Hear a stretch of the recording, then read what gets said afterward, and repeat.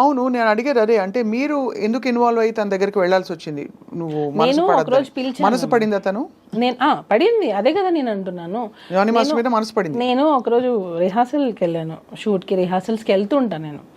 వెళ్ళినప్పుడు ఆ అమ్మాయి నన్ను చూసి భయపడ్డం, ఎందుకో కొంచెం ఇన్సెక్యూర్గా ఫీల్ అవ్వడం, నేనేదో ఐడెంటిఫై చేసి తను ఏదైనా అడుగుతానేమో, ఏదో ఒకటి సంథింగ్ నా దగ్గర ఉన్నప్పుడు కొంచెం ఎక్కువ రాదు. సరే అని చెప్పి నాకు కొంచెం వియర్డ్గా అనిపించింది బిహేవియర్. అప్పుడు నేను మాస్టర్కి చెప్పాను, తనని దూరం పెట్టు, తన వల్ల నీకు ప్రాబ్లం వస్తుంది అని చెప్పాను. నేను అప్పుడే చెప్పాను. నేను మాస్టర్ వచ్చి లేదు అలా ఏం కాదు, మంచి అమ్మాయి, హార్డ్ వర్క్ చేస్తుంది, మంచి అమ్మాయి. మాస్టర్ అన్నారు మంచి అమ్మాయి, హార్డ్ వర్క్ చేస్తుంది అని అన్నారు. తర్వాత రంజితమే సాంగ్ అప్పుడు స్ట్రిక్ట్గా చెప్పాను, ఆ అమ్మాయి వద్దు మన దగ్గర. ఎందుకనంటే నాకు మాస్టర్ దగ్గర ఉన్న అసిస్టెంట్ కొరియోగ్రాఫర్స్, డాన్సర్స్ నాకు కాల్ చేసి, వదిన ఆ అమ్మాయి చాలా ఎక్కువ చేస్తుంది, మాస్టర్ ఇచ్చే ఇంపార్టెన్స్ని తను వేరే వేలో తీసుకెళ్తుంది, సో జాగ్రత్త అని చెప్పి నాకు చాలామంది డాన్సర్స్ కాల్ చేసి చెప్పారు. అప్పుడు నేను మాస్టర్ కాల్ చేసి, ఈ అమ్మాయి మన దగ్గర వద్దు, మాస్టర్ ఎంతైనా చేయనివ్వండి, నేను ఒకసారి వద్దు అని స్టాండ్ తీసుకున్నానంటే మాస్టర్ దానికి కట్టుబడి ఉంటారు.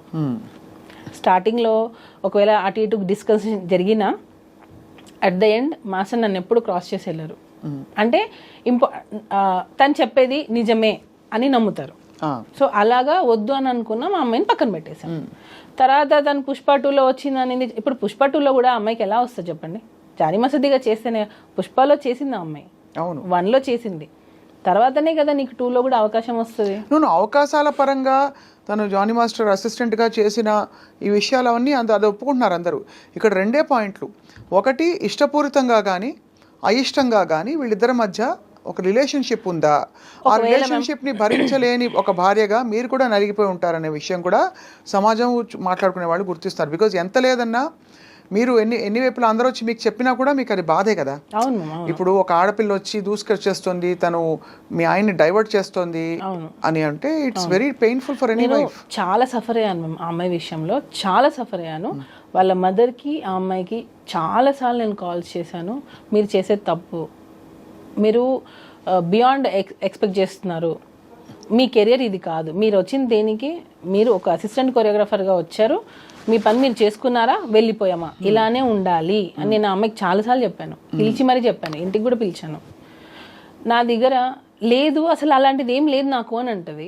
అక్కడికి వెళ్ళి మళ్ళీ తన ఫ్యామిలీ ప్రాబ్లమ్స్ అన్నీ చెప్పడం స్టార్ట్ చేసి, మా మదర్ నన్ను టార్చర్ చేస్తుంది, మీరే నన్ను సేవ్ చేయాలి మాస్టర్, ఇంకా నేను మీ దగ్గర అయితే నేను ఇది కూడా ఒకటి, ఎందుకు మాస్టర్ రిలేషన్ అని ఎందుకు అంటున్నారనంటే, అమ్మాయి స్టార్టింగే రావడం ఎలా వచ్చిందంటే, మా మదర్ నన్ను చాలా టార్చర్ చేస్తుంది, నన్ను చిన్న చిన్న బట్టలు వేసుకోమంటుంది, నేను ఇంట్లో నాకు పిచ్చిలేస్తుంది, నాకు ఏం చేయాలో అర్థం కావట్లేదు, నేను షూటింగ్కి వచ్చినప్పుడు నేను హ్యాపీగా ఉంటున్నాను, సో నన్ను మీ దగ్గర నుంచి పంపకండి, నన్ను మీ దగ్గర నుంచి తీసేయకండి, నేను మీ దగ్గర సేఫ్గా ఫీల్ అవుతాను, వేరే మాస్టర్ దగ్గర ఎక్కడ కూడా నాకు ఆ సేఫ్టీ లేదు అని మాస్టర్ దగ్గర ఆ అమ్మాయి ఏడ్చిన రోజులు చాలా ఉన్నాయి. మీరు చూసారా? నేను గంగులు సాంగ్ అప్పుడు చూసాను. నేను గంగులు సాంగ్ తను చేస్తుంది, ఆ టైంలో ఇంట్లో నుంచి దెబ్బ తగిలి హెడ్కి, ఇంట్లో నుంచి దెబ్బ తగిలి వాళ్ళ ఇంట్లో ఏం జరిగిందో తెలియదు, ఇంట్లో నుంచి అమ్మాయి వచ్చేసి ఎక్కడికో వెళ్ళిపోయింది. ఈమె మాస్టర్ అంటే షూటింగ్ అని చెప్పి వచ్చేస్తుంది ఒక్కొక్కసారి. నాకు కూడా మా ఇంటికి వస్తే మా మమ్మీకి చెప్పొద్దు నేను మీ ఇంటికి వచ్చింది అంటది. ఎందుకు మీ మమ్మీకి ఎందుకు చెప్పొద్దు అని అంటే, లేదు చెప్పొద్దు, నేను బయట ఉన్నానని చెప్పాను, మీరు చెప్పకండి అని. నాకు అప్పుడే ఈ అమ్మాయి ఇట్లా ఇంట్లో ఒకటి బయట ఒకటి చెప్తుంది అని నేను అప్పుడే ఖచ్చితంగా చూసేవాళ్ళకి పేరెంట్స్ పాయింట్ ఆఫ్ వ్యూ నుంచి, చిన్నపిల్ల ఇండస్ట్రీకి ఏదో వచ్చింది, ఒక పెళ్ళైన మాస్టర్ తోటి అఫ్ కోర్స్ ఆయన మెంటర్ అయ్యి తనకి బ్రేక్ ఇచ్చిన వ్యక్తి అయినా కూడా ఎక్కువ ఇన్వాల్వ్ అవుతుందని ఒక ఆందోళన ఉంటుంది కదా సుమలత, మీకు తెలుసు కదా ఎలా ఉంటుంది. బహుశా ఇంట్లో వాళ్ళు అందుకనే ఆపేవారేమో, తెలియదు మనకి. ఎక్స్పెక్ట్ చేస్తే పేరెంట్స్ ఏదైనా పర్లేదు, నువ్వు ఎలాగైనా ఏదైనా పర్లేదు, నీ కెరియర్ సెట్ అవ్వాలని పేరెంట్స్ ఎంకరేజ్ చేస్తే, ఇక్కడ జరిగింది అదే. ఇంకొకటి, ఫోక్సో 16 years అని అంటున్నారు. ఇన్ని ఇయర్స్లో మీ మదర్కి ఏం తెలియకుండా ఉంటుందా? యాజ్ ఏ వైఫ్గా ఇప్పుడు మనం అడిగారు మీరు ఎంత సఫర్ అయి ఉంటారనని, యాజ్ ఏ మదర్గా ఆమెకు తెలీదా వాళ్ళ పిల్ల ఎక్కడికి వెళ్తుంది, ఆ అమ్మాయి ఎక్కడ వెళ్తుంది, ఏ షూటింగ్ చేస్తుంది అని తెలీదా ఆ అమ్మాయికి?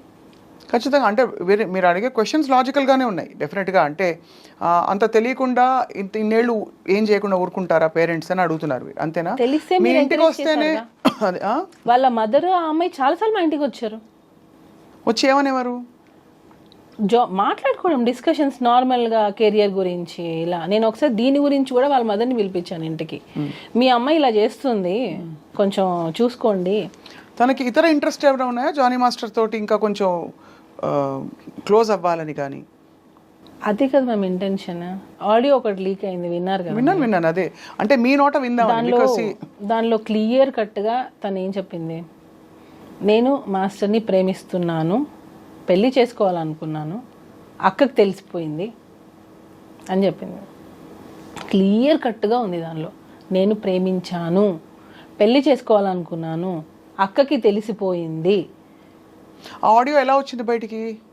అది ఎవరో లీక్ చేశారు మ్యామ్, నా సైడ్ నుంచి. ఎందుకంటే అది వెళ్తే అక్కకి తెలిసిపోయింది అనే విషయం ఎవరే ఇతర కోరియోగ్రాఫర్స్కో ఎవరికో వెళ్ళి ఉండాలి, ఫ్రెండ్స్కి వెళ్ళి ఉండాలి. వాటర్ బాయ్తో మాట్లాడింది తను, వాటర్ బాయ్తో మాట్లాడింది ఈ డిస్కషన్. వాటర్ బాయ్ ఎందుకు రికార్డ్ చేస్తుంటాడు? అప్పటికి ఇంకా ఏమీ లేదు కదా. లేదు, యాక్చువల్గా ఏంటంటే మ్యామ్, ఈ అమ్మాయి ఫైనాన్షియల్గా మాస్టర్ని ఒక్కొక్కసారి డబ్బులు అడిగేది. మా ఇంట్లో కొంచెం ఫైనాన్షియల్గా లేదు, జీతం అది ఇచ్చేవారు కదా, సాంగ్స్ డబ్బులు వచ్చేవి.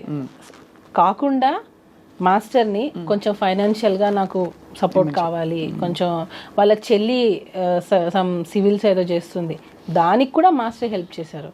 ఇప్పుడు నేను ఒక సాఫ్ట్వేర్ అయినా తీసుకోండి, నేను ఒకరి దగ్గర వర్క్ చేస్తున్నాను, కొన్ని సంవత్సరాలు అయ్యింది, నా ఫ్యామిలీ గురించి వాళ్ళకి తెలిసి ఉంటుంది, సార్ మా సిస్టర్కి ఇది హెల్ప్ చేయండి అని అడుగుతారు కదా. అలానే వాళ్ళ సిస్టర్కి కూడా హెల్ప్ చేశారు మాస్టర్. అలాగా ఫైనాన్షియల్ హెల్ప్ కూడా మాస్టర్ చేశారు అమ్మాయికి. ఆ టైంలో ఈ వాటర్ బాయ్ అన్న అతను అడిగాడు, వెళ్ళిపోయింది ఆమె మన దగ్గర నుంచి, వెళ్ళిపోయింది, కంప్లీట్గా వెళ్ళిపోయింది. నేను అన్నాను, నువ్వు ఏమైనా ఆ అమ్మాయికి ఏమైనా ఇచ్చి ఉంటే అది తీసేసుకో, మనకి ప్రాబ్లమ్స్ రాకూడదు. వన్స్ వెళ్ళిపోయిందంటే వెళ్ళిపోయింది. సో ఇక్కడ ఏమైనా తీసుకునేటప్పుడు ఆ అబ్బాయి, ఈ వాటర్ బాయ్ అనే అబ్బాయి త్రూ మాట్లాడి ఇచ్చామన్నమాట. ఎందుకంటే మేము ఈవెన్ మాకు అప్పటికి కేసు అవ్వలేదు, అసలు అమ్మాయితో మాట్లాడడం మాకు ఇంట్రెస్టే లేదు. సో టోటల్గా కట్ అయిపోయింది. ఆ అబ్బాయి కాల్ చేసినప్పుడు ఆ అబ్బాయి మాస్టర్ ఇచ్చుని ఉంటే అవి వెనక్కి ఇచ్చేసేయి అని అడిగాడు. అప్పుడు కూడా ఆ అమ్మాయి ఏం చెప్పింది, నేను ఇవ్వాలి అని అంటే మాస్టర్ని ఇంటికి రమ్మనండి, ఇంటికి వచ్చి తీసుకోమని చెప్పండి. అంటే నీకు హెరాస్మెంట్ జరుగుతుంది, అయినా నువ్వు ఇంటికి పిలుస్తున్నావా? అయిపోయింది ఇంకా. అంటే నువ్వు హెరాస్మెంట్ అన్ని సంవత్సరాలు ఫేస్ చేసావు, నువ్వు వెళ్ళిపోయావు, మా దగ్గర వర్క్ కూడా చేయట్లేదు, అయినా కూడా నువ్వు ఇంటికి ఎందుకు రమ్మంటున్నావు? ఇంకా క్లియర్గా అర్థం కావట్లేదా మ్యామ్? తనకి మాస్టర్తో లైఫ్ షేర్ చేసుకోవడం కావాలి, ఆ లగ్జరియస్ లైఫ్ కావాలి. ఆ మాస్టర్ ఆ పొజిషన్లో ఉన్న రోజులు తినే అసిస్టెంట్గా ఉండాలి, వేరే వాళ్ళని అసిస్టెంట్గా పెడితే కూడా తను ఒప్పుకునేది కాదు. ఇదంతా వికటించేసరికి ఇదంతా జరిగిందని మీ అనుమానం? 100% మ్యామ్. ఎందుకంటే తను వెళ్ళిపోయింది, తను ఎక్స్పెక్ట్ చేసింది తనకు రాలేదు. తను ఇంకా ఏంటంటే నా జీవితం పోయింది, నేను అనుకుంది రాలేదు, నాకు ఇప్పుడు కెరియర్ ఏంటి? మ్యామ్, నేను చెప్పేది ఒక్కసారి అంటే అర్థం చేసుకుంటే అర్థం అవుతుంది క్లియర్గా.